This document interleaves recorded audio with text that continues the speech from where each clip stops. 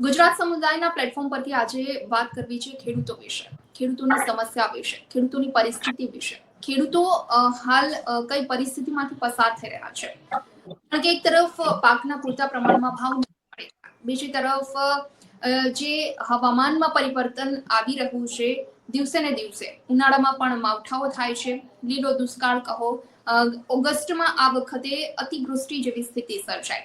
એટલે મોટા ભાગે એ શિયાળુ પાક હોય, ઉનાળુ પાક હોય કે પછી ચોમાસાનું વાવેતર હોય, આ તમામ પાકમાં ખેડૂતોને મુશ્કેલી સર્જાઈ રહી છે. કાં તો વધારે પડતો વરસાદ થાય છે, કાં તો વરસાદ નથી આવતો, વાવાઝોડા જેવી પરિસ્થિતિ સર્જાય છે. એના કારણે હવે છેલ્લા 4-5 વર્ષથી ખેડૂતોને હવામાનમાં પરિવર્તનને લઈ વધારે નુકસાની તો ભોગવવી જ પડે છે.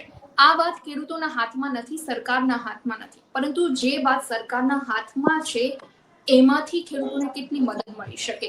સરકાર